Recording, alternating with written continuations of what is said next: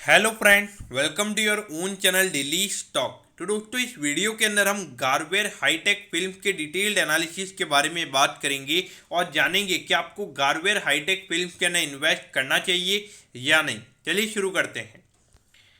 तो देखिए, इस कंपनी का हम डिटेल्ड एनालिसिस करने वाले हैं, तो आप इस वीडियो को एंड तक जरूर देखिएगा और अगर आपको कोई भी डाउट तो आप कमेंट सेक्शन में कमेंट कर सकते हैं। तो चलिए शुरू करते हैं। देखिए, सबसे पहले हम ये जानेंगे कि ये कंपनी काम क्या करती है। तो देखिए, ये जो कंपनी है ये पॉलिस्टर फिल्म बनाने का ये कंपनी काम करती है। देखिए, सबसे पहले ये जो फिल्म वाला ये जो पार्ट है, ये मत सोचिएगा कि जो मूवीज हम देखते हैं वो नहीं बनाते। ये फिल्म जो पैकेजिंग वगैरह यूज़ की जाती है, जो लाइनर्स वगैरह होते हैं, तो वो फिल्म ये कंपनी बनाती है। तो उसके अलावा अगर हम देखेंगे तो कंपनी पायोनियर है और इंडिया की सबसे बड़ी एक्सपोर्टर है। अगर हम पॉलीफिल्म की बात करेंगे तो इंडिया की सबसे बड़ी एक्सपोर्टर हमें ये कंपनी नजर आती है और पिछले 33 ईयर से इस कंपनी को टॉप एक्सपोर्टर्स का अवार्ड मिल रहा है, वो भी किससे? प्लेक्स काउंसिल से। तो देखिए, एक 33 ईयर तक एक टॉप एक्सपोर्टर बने रहना तो ये दिखाता है कि जो ग्लोबली ये देखा जाए तो ये कंपनी हमें एक डोमिनेंट प्लेयर पॉलीफिल्म में नजर आती है। देखिए, लगभग 1800 करोड़ का इस कंपनी का मार्केट कैप है। अगर स्टॉक के पी रेशियो की बात करेंगे तो 11.7 का पी रेशियो है, जबकि इंडस्ट्री का पी हमें 12.3 का नजर आता है, यानी कि ऑलमोस्ट उसी वैल्यूएशन पे ट्रेड कर रहा है। लेकिन अगर हम आरओसी की बात करेंगे तो लगभग 12% का आरओसी का नंबर है और आरओई का नंबर लगभग 8% का है, जो कि देखा जाए इतना नंबर इतना अच्छा नहीं है। तो कि ये जो कंपनी का बिजनेस है ये काफ़ी ज़्यादा है और इतने टाइम से अगर हम देखेंगे तो ये जो आरओसी और आरओई के नंबर्स हमें इतने अच्छे नज़र नहीं आते हैं। लेकिन यहाँ पे अगर हम डिविडेंड यील्ड की बात करेंगे तो 1.28% का डिविडेंड यील्ड है, तो डिविडेंड भी यहाँ पे काफ़ी अच्छा है। और अगर हम डेट की बात करेंगे तो अभी 189 करोड़ का कंपनी का डेट है। तो देखिए, लगभग 1000 करोड़ से ज़्यादा का रेवेन्यू कंपनी जनरेट कर रही है, तो वहाँ पे रेवेन्यू का ये जो डेट का नंबर है ये काफ़ी कम है और डेट टू इक्विटी भी हमें यहाँ पे 0.12 ही नज़र आता है। तो ऑल ओवर अगर हम देखेंगे तो कंपनी के जो वैल्यूएशन पैरामीटर्स है तो वहाँ पे कंपनी को ज़्यादा प्रीमियम वैल्यूएशन पे ट्रेड होती हुई नज़र नहीं आ रही है। एक अच्छे वैल्यूएशन पे ये कंपनी ट्रेड कर रही है। अब अगर हम फिनेंशियल ट्रेंड के बारे में अगर हम बात करेंगे तो देखिए, 18-19 में रेवेन्यू ग्रोथ भी काफ़ी अच्छा था और प्रॉफिटेबिलिटी भी कंपनी की काफ़ी अच्छे तरीके से ग्रो हुई थी। उसके बाद में भले रेवेन्यू का नंबर गिरा था लेकिन प्रॉफिटेबिलिटी के ऊपर कोई इम्पैक्ट नहीं आया था। उसके बाद में ज़्यादा रेवेन्यू के नंबर्स नहीं बढ़े थे लेकिन प्रॉफिटेबिलिटी यहाँ पे काफ़ी फिनोमिनल बढ़ी है। तो देखिए, ऑपरेटिंग लेवरेज का ये जो कॉन्सेप्ट है यहाँ पे प्ले आउट हो रहा है, यानी कि रेवेन्यू के नंबर्स उतने ग्रो नहीं हो रहे लेकिन धीरे धीरे जो वेरिएबल कॉस्ट थे तो वो इतना नहीं बढ़ता है जितना कंपनी का रेवेन्यू बढ़ता है। तो वहाँ पे हमें जो मार्जिन है कंपनी के वो हर साल ईयर ऑन ईयर बेसिस पे हमें इंप्रूव होते हुए नजर आ रहे हैं। तो देखिए, ये पिछले लगभग 2 साल के जितने भी क्वार्टर्स हैं तो उसके ये नंबर्स हैं, तो उसके बारे में हम बात करेंगे अभी। तो देखिए, यहाँ पर अगर हम देखेंगे तो मार्च 2019 के बाद लगभग जून 2019 में एक अच्छा ग्रोथ देखने को मिला था। फिर उसके बाद में यहाँ पर अगर हम देखेंगे तो रेवेन्यू के नंबर्स गिर गए थे। फिर सितंबर 2020 से अगर हम बात करेंगे तो वहाँ से कंसिस्टेंटली हमें ग्रोथ देखने को मिली है। कंसिस्टेंटली हमें कंपनी के रेवेन्यू के नंबर्स बढ़ते हुए नजर आ रहे हैं।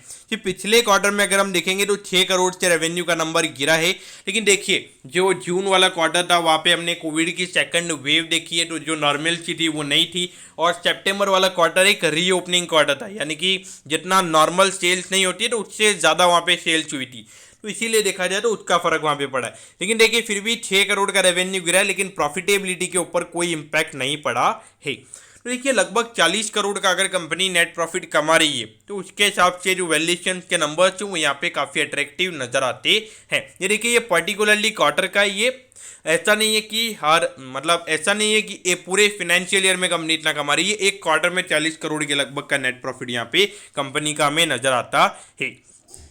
लेकिन देखिए, यहाँ पर अगर हम देखेंगे तो एक चीज़ यहाँ पे आपने देखना चाहिए, वो ये कि पिछले साल 283 करोड़ पे भी कंपनी 43 करोड़ का नेट प्रॉफिट ही कमा रही थी और अभी 334 करोड़ के रेवेन्यू पे भी कंपनी 43 करोड़ का नेट प्रॉफिट ही कमा रही है। तो देखिए, जो ऑपरेटिंग एक्सपेंस यहाँ पे कंपनी के बड़े हैं तो उसकी वजह से इम्पैक्ट पड़ा है, तो मार्जिन अभी कम हुए हैं। लेकिन देखिए, ये जो मार्जिन्स वाली प्रॉब्लम है आने वाले टाइम पे रिजॉल्व हो जाएगी और वहाँ पे ये नेट प्रॉफिट का नंबर और भी अच्छे तरीके से हमें ग्रो होता हुआ नजर आ सकता है।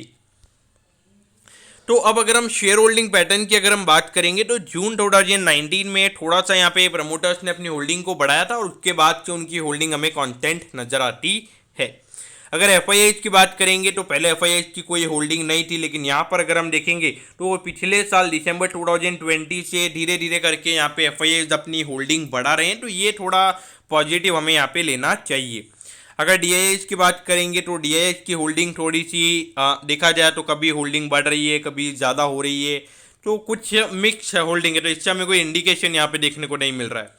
अगर पब्लिक की बात करेंगे तो फिर 35% का यहाँ पे पब्लिक के पास है। तो देखिए अगर हम पूरी पॉली फिल्म की इंडस्ट्री की अगर हम बात करेंगे तो यहाँ पे सबसे ज़्यादा अगर होल्डिंग किसी के पास है तो वो जनरल पब्लिक के पास है। तो इसीलिए अगर हम वैल्यूएशन पैरामीटर्स की बात करेंगे तो ये देखिए ये इस कंपनी के कॉम्पिटिटर्स है। तो यहाँ पर एक ही कंपनी है जिसका नाम है ईपीएल लिमिटेड, जिसको 22 का पी रेशियो मिल रहा है। तो देखिए कभी भी अगर किसी भी इंडस्ट्री को 25 या 30 के पी रेशियो के नीचे का पी रेशियो अगर मिल रहा है तो उसका इंडिकेशन ये है कि मार्केट वहाँ पे इतना पॉजिटिव नहीं है। From growth point of view market को ऐसा लगता है कि वहाँ पे जो ग्रोथ के नंबर्स होंगे इन परसेंटेज टर्म काफ़ी कम होंगे, तो इसीलिए मार्केट वहाँ पे थोड़ा कॉशियस व्यू लेना ही पसंद करता है। तो इसीलिए ये जो वैल्यूएशन के नंबर्स हमें इतने नज़र आ रहे हैं।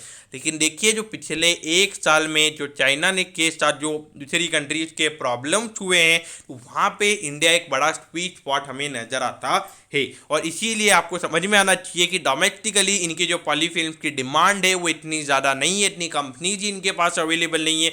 लेकिन जो अगर हम ग्लोबली अगर हम बात करेंगे जो बड़ी बड़ी मल्टीनेशनल कंपनीज हैं तो वो अभी जो चाइना से उनके जो ट्रेड बैरियर्स हुए हैं, जो ट्रेड के प्रॉब्लम्स हुए हैं, वहाँ पे डेफिनेटली इन कंपनीज की जो ग्रोथ है वो काफ़ी फिनोमिनल हो सकती है और मार्केट वहाँ पे इनके पी रेशियोज के नंबर यानी कि जो 20-25 के पी रेशियोज है मार्केट इन्हें 30-35 तक भी लेके जा सकता है।